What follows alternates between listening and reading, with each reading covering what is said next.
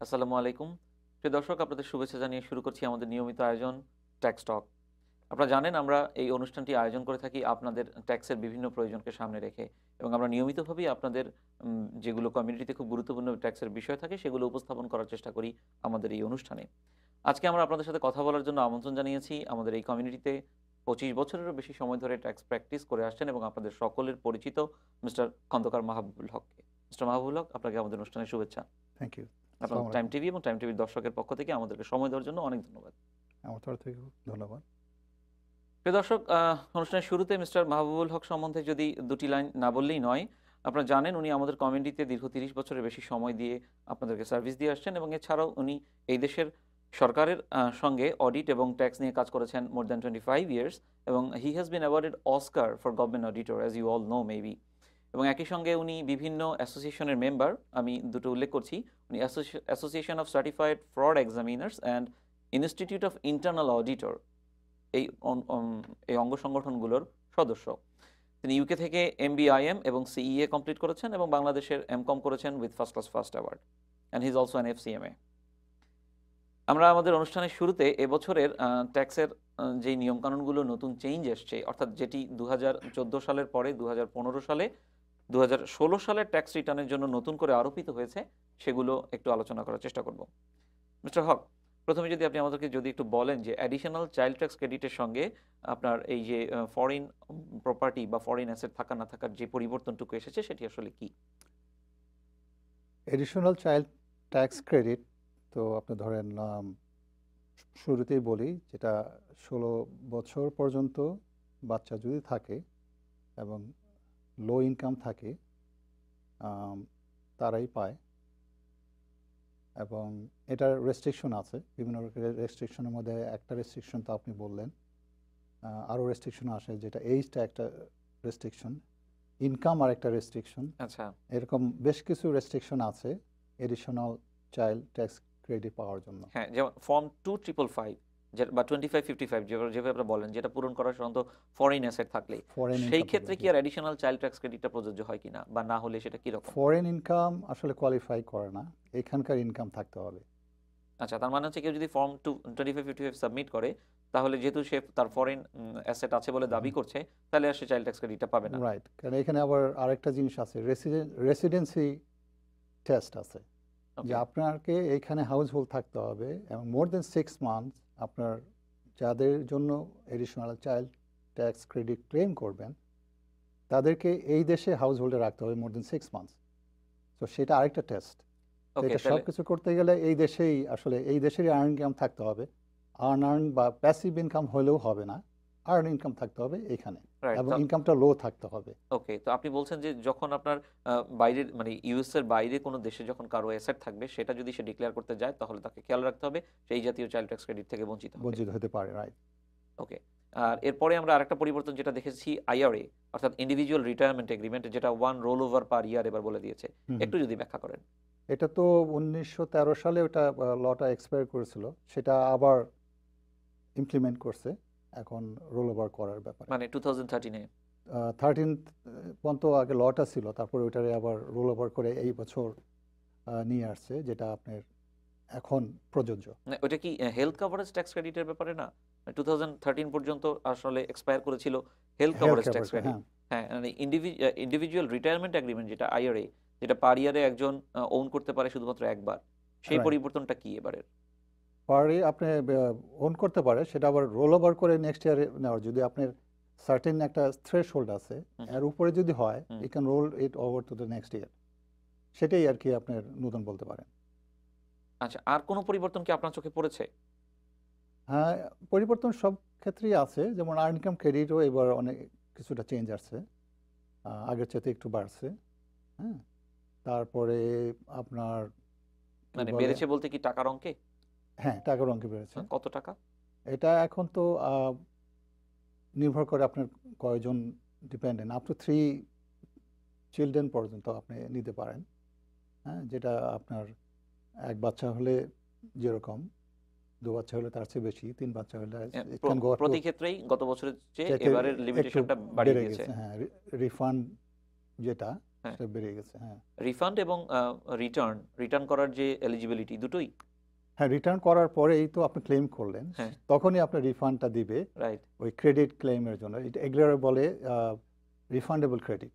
তো আহ, আপনি tax pay না করলেও আপনি যে টাকাটা আপনি অ্যাজিভ ধরে নেবে যে আপনি পে করছেন, সেই হিসেবে আপনাকে ক্রেডিটটা রিফান্ড করবে। তো এখানে একটু বলা দরকার, ক্রেডিট দুই রকম হয়, একটা হলো ডিডাক্টেবল ক্রেডিট, আর একটা হলো রিফান্ডেবল ক্রেডিট। ওকে। কিছু কিছু ক্রেডিট আছে যে আপনি ট্যাক্স থেকে ডিডাক্ট করবেন, হ্যাঁ, আর কিছু কিছু ক্রেডিট আছে রিফান্ডেবল ক্রেডিট। আপনি ট্যাক্স যদি নাও আসে, তারপরেও আপনি এই টাকাটা আপনি রিফান্ডেবল ক্রেডিট হিসাবে আপনি রিফান্ড পাবেন। অর্থাৎ মানে এটা ডিডাকশন হবে না, আমার রিটার্ন সাবমিশনের পরে আমার ট্যাক্স পেমেন্টের পরে সার্টেন অ্যামাউন্ট আমি পরে রিফান্ড পাবো। রিফান্ড পাবেন, হ্যাঁ। ডিডাকশনের সঙ্গে এটাই হচ্ছে পার্থক্য। জি, জি, আচ্ছা, আর আমরা আরেকটা জিনিস জানি যে অটোমেটিক 6 মান্থ এক্সটেনশনের একটা নিয়ম আছে। রাইট। সেটা কারা এলিজিবল এবং প্রক্রিয়াটা কি, কিভাবে ফাইল করতে হয়? এটা যারা ইউএসএ তে আছে হুম, তাদের জন্য এক্সটেনশন ফাইল করতে হয়। এক্সটেনশন ফাইল করলে তারা 6 মান্থ এক্সটেনশন পায়। আর ইন জেনারেল যারা ফরেনে আছে, ইউএস সিটিজেন অথবা রেসিডেন্ট, অটোমেটিক্যালি তারা 6 মান্থ এক্সটেনশন পায়। এক্সটেনশনটা মানে কোন ডেট থেকে 6 মান্থ হয়? এপ্রিল 15 থেকে ইন জেনারেল থেকে আপনার 6 মান্থ। তাহলে আমরা যে বলি যে ট্যাক্স রিটার্ন সাবমিশনের ডিউ ডেট হচ্ছে এপ্রিল 18, এটা মানে ব্যাপারটা আসলে এরকম না। না, 18 আপনার ডিউ ডেট।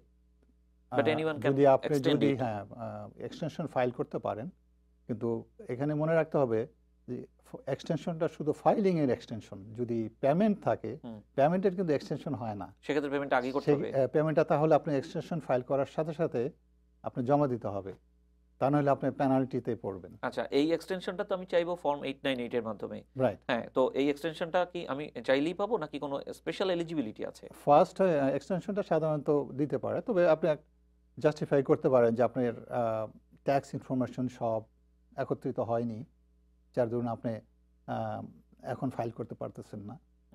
এটার ইয়েটা কেমন, মানে ট্রেন্ডটা কেমন? সাধারণত এই ধরনের অ্যাপ্লিকেশন কি প্রচুর হয়? এটা যারা একটু কমপ্লেক্স রিটার্ন তাদের ক্ষেত্রে এক্সটেনশন ছাড়া উপায়ও নেই। যেমন অনেক ক্ষেত্রে দেখা যাচ্ছে যে অনেকে ফরেন সোর্স ইনকাম আছে, তাদের ইনকামটা ওই সময়ের ভেতরে পৌঁছে না।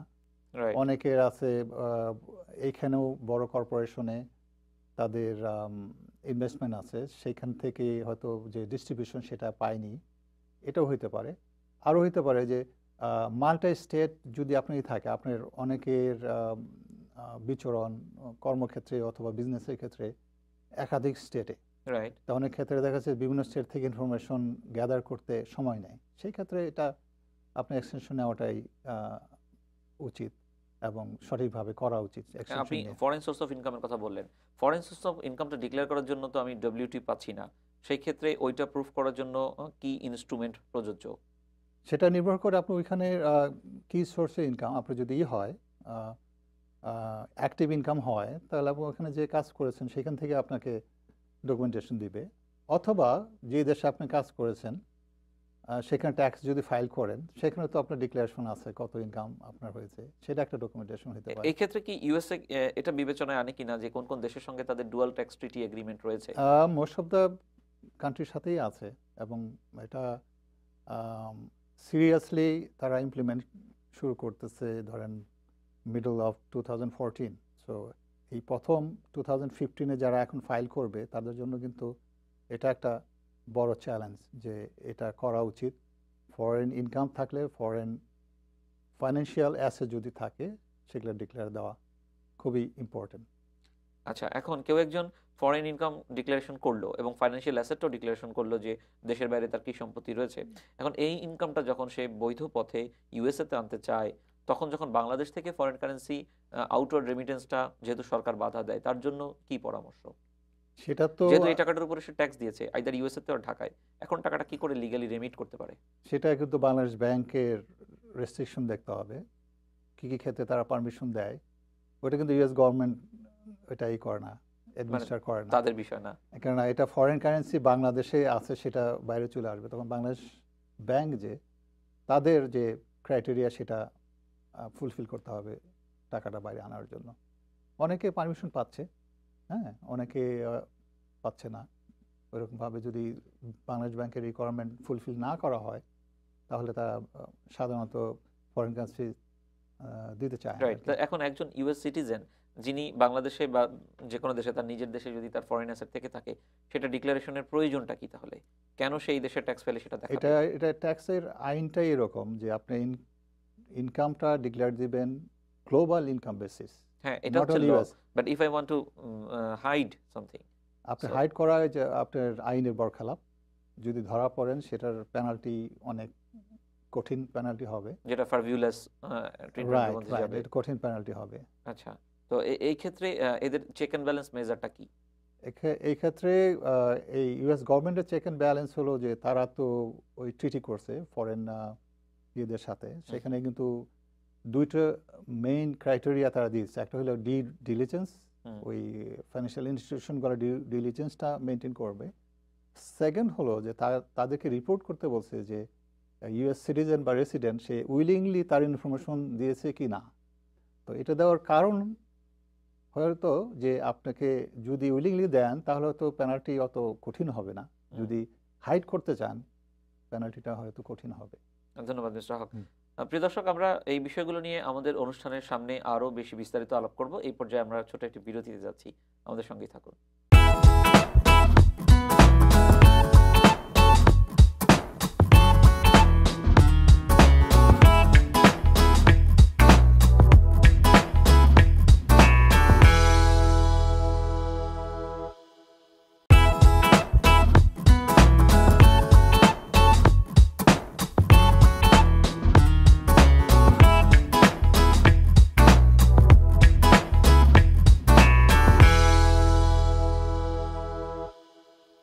দর্শক, বিরতির পরে আমাদের ট্যাক্স টক অনুষ্ঠানে আপনাদেরকে আবার স্বাগত।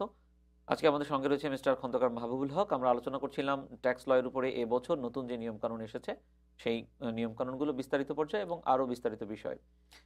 মিস্টার হক, অনুষ্ঠানের এই পর্যায়ে আপনাকে আরেকবার স্বাগত।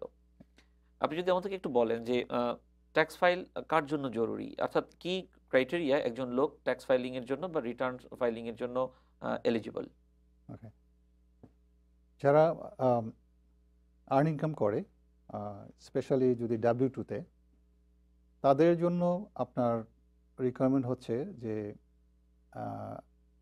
আপনার সিঙ্গেল হলে 6,300 পর্যন্ত আপনি অপশনাল আপনি ফাইল করতেও পারেন যদি ইনকাম 6,300 নিচে হয়, প্লাস 4,000 হুইচ ইজ 10,300 পর্যন্ত। আর যদি head of the house hold হয় সেটা আপনার আর একটু বেশি, এবং ম্যারিড ফাইলিং জয়েন্টলি হলে 20,600 পর্যন্ত ট্যাক্সেবল ইনকাম আসে না। এই জায়গাতে আমি একটু বিস্তারিত জানতে চাই। Married but filing separately Separately, or filing jointly, কোনটার কি পার্থক্য এবং আসলে সুবিধা কোনটাতে? অবশ্যই ম্যারিড ফাইলিং জয়েন্টলিতে সুবিধা সবচেয়ে বেশি। কেন? নাম্বার 1, আপনার ডিডাকশন বেশি পাচ্ছেন। নাম্বার 2, ট্যাক্স রেট সবগুলোর চাইতে লোয়েস্ট হলো ম্যারিড ফাইলিং জয়েন্টলিতে। তো আচ্ছা, এটা একটা, এই দুইটা বিষয় আপনার খুবই ইম্পর্টেন্ট। তাহলে এই চিন্তাটা পরিপূর্ণভাবেই কি ভুল? যে অনেকে মনে করে যে আমার দুটো সন্তান, আমি ম্যারিড, তাহলে ম্যারিড ফাইলিং সিঙ্গেল করব এবং দুই সন্তানকেই দুইজন স্বামী স্ত্রী দুইবার দেখিয়ে দুইবার ডিডাকশন বা ক্রেডিটের এটা এটা কি পসিবল? আইনগতভাবে পুরোপুরি অবৈধ। অবৈধ। কারণ আপনার ম্যারিড যারা তাদের অপশন দুটোই, একটা হলো ম্যারিড ফাইলিং জয়েন্টলি অথবা married filing separately. Separately. Married filing separately যারা ফাইল করবে তাদের জন্য কিন্তু কোনো ক্রেডিট এলিজিবিলিটি থাকে না। আচ্ছা, তো এটা যদি কেউ মনে করে, এটা কিন্তু পুরোপুরি ভুল ধারণা। অনেকে অন্য কোনো ফাইলিং স্ট্যাটাস নিতে চায়, যেমন একটা বাচ্চা নিয়ে আপনি যেটা বললেন head of the house hold, সেটা কিন্তু আইন বিরোধী। সেটা যদি করে, যদি ধরা পড়ে, এটা কিন্তু ফেডারেল অফেন্স। অর্থাৎ স্বামী স্ত্রীর ভিতরে একজন যদি আয় নাও করে, তারপরও ম্যারিড ফাইলিং জয়েন্টলি হচ্ছে প্রযোজ্য। রাইট, এটাই বেস্ট এবং এটাই উচিত। ম্যারিড ফাইলিং সেপারেটলি করতে পারে, কিন্তু তাহলে কিন্তু ক্রেডিট নিতে পারবে না, ক্রেডিট কোনোটার এলিজিবিলিটি থাকবে না। সন্তানদেরও না। সন্তানদের জন্য কোনো ক্রেডিট নিতে পারতেছে না, যেহেতু পার্টিকুলারলি ওই স্ট্যাটাসে কোনো ক্রেডিট প্রযোজ্য না। রাইট। হ্যাঁ, আপনি যদি ওই আলোচনাটা আবার আসেন যে কাদের জন্য ট্যাক্স ফাইলিং জরুরি এরপরে। যেটা বলছিলাম যে যারা W2 ইনকাম তাদের ক্ষেত্রে তো বললাম। আর্ন যারা সেলফ এমপ্লয়েড আর্ন করে তাদের ক্ষেত্রে একটা জিনিস, যেটা সে যেহেতু এমপ্লয়ার নেই, সোশ্যাল সিকিউরিটি মেডিকেয়ার ট্যাক্স কিন্তু তার নিজে থেকেই দিতে হবে। এবং তাদের ক্ষেত্রে বছরে $500 উপরেও যদি আর্ন করে তাদের ট্যাক্স আসবে না, কিন্তু social security Great. And Medicare ট্যাক্সটা যেটা ম্যান্ডেটরি সেটা Credit জমা হয়। দিতেই হবে। আচ্ছা, অতএব এনিথিং অ্যাবাভ $500 যদি তাদের সেলফ এমপ্লয়েড ইনকাম থাকে তাদেরকে অবশ্যই ফাইল করতে হবে। আর ম্যারিড ফাইলিং জয়েন্টলি এবং সিঙ্গেল যারা W2-তে আছেন তাদের ফাইল করাটা ইম্পর্টেন্ট এই জন্য যে নাম্বার ওয়ান, আপনি ফাইল করলে যদি কোনো রিফান্ডের আপনি থাকে, এন্টাইটেলমেন্ট থাকে, ফাইল না করলে তো ক্লেম না করলে আপনাকে দিবে না, সেই জন্য আপনার ফাইল করা উচিত, রাইট। Number one. আর নাম্বার টু, এখানে স্ট্যাচু আছে 3 ইয়ার্স স্ট্যাচু ইন জেনারেল। আপনি যদি ফাইল না করেন দ্যার ইজ নো স্ট্যাচু। আপনি যদি আজ ফাইল করেন, ধরেন এখন যারা 15-এ ফাইল করবে, 16-এর এপ্রিলের 18 তারিখ, ওইখান থেকে 3 বছর আপনার স্ট্যাচু থাকে গভর্নমেন্টের এটা এক্সামিন করার। তো আপনি যদি ফাইল না করেন তাহলে কোনো স্ট্যাচু এক্সপায়ার হবে না। আচ্ছা, তো এই দুইটা কারণে খুবই ইম্পর্টেন্ট আপনার ফাইল করা। আমি আরেকটা বিষয় আসতে চাচ্ছিলাম যে ফাইলিং এর সময় যে ওয়ার্ডগুলো আমাদের যে টার্মিনোলজিগুলো খুব পরিচিত, অনেকে বলে যে ফর্ম 1040 ইজি। হ্যাঁ, ফর্ম 1040 কি অনেকগুলো ধরন এবং ইজি কি ওয়ান অফ দেম? ইজি হলো সব ইজিয়েস্ট ওয়ান, ওকে, যেটা যাদের কোনো simple W2 income, simple income, শুধু W2 আর ইন্টারেস্ট আছে তারা করতে পারে। কিন্তু যাদের ইনকাম একটু বেশি এবং যাদের অনেক অন্যান্য ইনকাম আছে, যেমন সেলফ এমপ্লয়েড ইনকাম, যাদের রেন্টাল ইনকাম আছে, অন্যরকম ক্যাপিটাল গেইন আছে, তারা কিন্তু আর ইজিতে যেতে পারে না। তাদের কিছু কিছু ক্ষেত্রে 1040A নিতে হ্যাঁ, পারে। আমি হাসতাম 1040 এ কার জন্য? এ তো কার জন্য হ্যাঁ, প্রযোজ্য? যারা ওই ইজি নিতে না পারে তারা এতে যাবে। আচ্ছা, আবার আরও কিছু অ্যাডজাস্টমেন্ট আছে যেটা 1040A-তেও করা যায় না, সেই ক্ষেত্রে রেগুলার 1040-তে তার ট্যাক্স করাটা সবচেয়ে শ্রেয়। তাহলে এই ডিসিশন তো একজন সাধারণ ট্যাক্স পেয়ার নিতে পারবেন না। অর্থাৎ উনি যার মাধ্যমে কাজটা করবেন, একজন সিপিএ অথবা একজন ট্যাক্স প্রস্তুতকারক, তাকে বিষয়টা সচেতনতার সাথে ভেবে দেখতে হবে। অবশ্যই অবশ্যই। এই জায়গায় আপনাদের কি কি ডিউ ডিলিজেন্স আপনারা চেক করেন, বা একজন ক্লায়েন্টের সঙ্গে কতটুকু সময় দেওয়ার মাধ্যমে আপনারা কাজটা করতে পারেন আসলে এই সময়টাতে? এটা অবশ্যই গুরুত্বপূর্ণ, কারণ আমার কাছে ক্লায়েন্ট আসে অনেক আশা নিয়ে। হুম, অবশ্যই আমাকে তার জন্য সময় দিতে হয় এবং ক্লায়েন্টের যে কথা সেগুলো বুঝে তাদের মতো করে তাদেরকে বোঝাতে হয়। এটা কিন্তু প্র্যাকটিসের একটা চ্যালেঞ্জ যে আপনার কাছে অনেক রকম ক্লায়েন্ট আসবে। ক্লায়েন্টের বক্তব্য বুঝে তাদের মতো করে সহজ ভাষায় যদি তাদেরকে বোঝাইতে পারেন তাহলে কিন্তু এই ক্লায়েন্টটা আপনার দীর্ঘদিন থাকবে। আপনি যদি আপনার মতো প্রফেশনাল ওয়েতে টক করেন তাহলে কিন্তু তারা বেশি দিন থাকবে না, তারা বুঝতে পারবে না। এই জন্য সহজভাবে ক্লায়েন্টের সাথে এবং বোঝা আমার মনে হয় তার চেয়ে গুরুত্বপূর্ণ হচ্ছে এক্ষেত্রে যে তার ট্যাক্সটা নির্ভুলভাবে ফাইল করা। হ্যাঁ, সেটাই হুম, তাকে বোঝানো। অনেক ক্লায়েন্ট আসবে তারা হয়তো মিসগাইডেড হইতে পারে, সে তো মনে করবে যে ওই ম্যাল প্র্যাকটিস যারা করতেছে হয়তো এটাও আইনের ভিতরে, কিন্তু তাদেরকে বুঝিয়ে আইনের ভিতরে এনে নির্ভুলভাবে ট্যাক্স ফাইল করা এটা একটা চ্যালেঞ্জ, সেটা আমাদের করতে হয়। এই জিনিসটা আমরা অবশ্যই করি এবং বিশেষ করে আমার ফার্মে আমি অনিয়মকে একদম প্রশ্রয় দিই না। আমাদের সাধারণত দু ধরনের আমরা ডিডাকশনের কথা শুনি, স্ট্যান্ডার্ড এবং আইটেমাইজড। আপনি যদি একটু অল্প কথা আমাদের ব্যাখ্যা করেন দর্শকের উদ্দেশ্যে।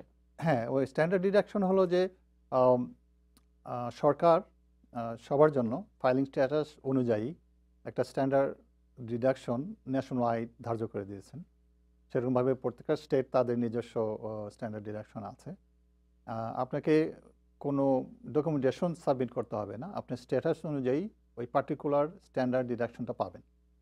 আচ্ছা, এখন অনেক ক্ষেত্রে দেখা যাচ্ছে যে কিছু কিছু আইনসম্মতভাবে আইটেমাইজ ডিডাকশন আপনি নিতে পারেন।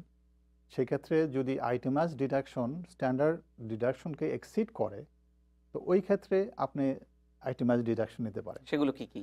সেগুলো মূলত যেটা ইন জেনারেল বিভিন্ন ক্ষেত্রে আছে, যেমন আপনার মেডিকেল এক্সপেন্স, আপনার আপনার ইনকামের 10% উপরে যেটুকু সেটুকু আপনি দেখাইতে পারেন। মেডিকেলে তো ইন্স্যুরেন্স থাকবে, তাহলে এক্সপেন্সটা কিভাবে ডিটারমাইন হবে? অনেকের ইন্স্যুরেন্স নেই, আর অনেকে ইন্স্যুরেন্স থাকলেও সব কিছু কভার করে না। ওকে, তো ইনশিওর্ড অ্যামাউন্টটা তো আর ডিডাকশন হবে না। না না, যেটা আপনি আউট অফ পকেট এক্সপেন্স সেটাই শুধু আপনার ডিডাকশনে আসবে। ওকে, তারপরে আবার ফ্লোর হলো 10% অফ ইউর ইনকাম। রাইট। আপনার যদি $50,000 ইনকাম থাকে, আপনার 5,000 পর্যন্ত যদি মেডিকেল এক্সপেন্স আসে সে আপনি ডিডাক্ট করতে পারবেন না। এনিথিং অ্যাবাভ 1000 আপনি ডিডাক্ট করতে পারবেন। এটা হলো 4। আর আরও যেগুলো আছে, যেমন আপনি যদি বাড়ির মালিক হন তাহলে যে মর্গেজ দিচ্ছেন সেটার একটা পার্ট হলো মর্গেজ ইন্টারেস্ট, এটা ডিডাক্টেবল। আর আরেকটা হলো প্রপার্টি ট্যাক্স। যে কোনো ধরনের ইন্টারেস্ট কি ডিডাক্টেবল? না, যে কোনো ধরনের ইনকাম ইন্টারেস্ট আগে ছিল 1989 পর্যন্ত ছিল ডিডাক্টেবল, তারপরে এটা আউটলো করে দিচ্ছে, এখন শুধু মর্গেজ ইন্টারেস্ট আচ্ছা, যেটা মানে সেটা ডিডাক্টেবল। প্রশ্নটা আমি এই জন্য করলাম, অনেক স্টুডেন্ট আছেন বা স্টুডেন্ট না বাট অনেকে লেখাপড়া করছেন যাদের এডুকেশন লোন আছে এবং তার উপর একটা ইন্টারেস্ট আছে।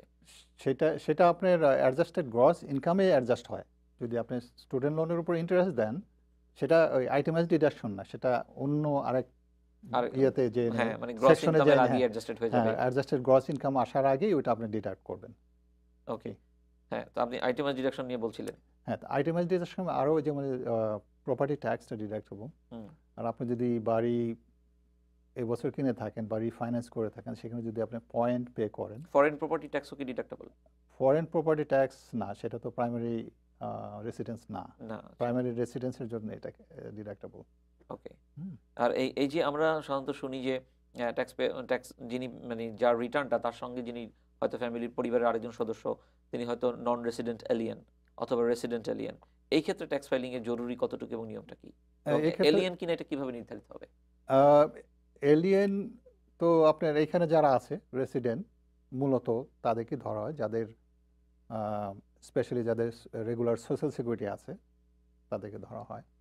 আর নন রেসিডেন্ট এলিয়েন বলতে যাদের সোশ্যাল সিকিউরিটি নেই, মোস্টলি যেটা ধরেন আপনার স্পাউস, সে আপনি তো বিয়ে করেছেন, আপনার ওয়াইফ ওর আপনার হাজবেন্ড এখানে নেই, আপনার বিদেশে আছে, কিন্তু রেসিডেন্ট এলিয়েন রেসিডেন্ট এলিয়েন এখানে আছে, তো হ্যাঁ। সেই ক্ষেত্রে আইআরএস একটা স্পেশাল নাম্বার, আইটিএন নাম্বার দেয়, অ্যাপ্লাই করতে হয় W7 এর মাধ্যমে। এই জায়গাটা একটু দর্শকের উদ্দেশ্যে পরিষ্কার হতে চাই যে একজন ইউএস সিটিজেন বা গ্রিন কার্ড হোল্ডারের স্পাউস যদি এখানে রেসিডেন্ট এলিয়েন হিসেবে আমরা ধরে নেই, হি অর শি, সে তো নিজেও ইমিগ্রেন্ট বা গ্রিন কার্ড হ্যাঁ, হোল্ডার। তার ক্ষেত্রে তো দরকার নেই, সে তো অলরেডি জয়েন্টলি ফাইল করতে পারতেছে, তার নিজের সোশ্যাল সিকিউরিটি আছে। যাদের তো রেসিডেন্ট এলিয়েনের ধরনের মধ্যে কারা পড়ছে আসলে তাহলে?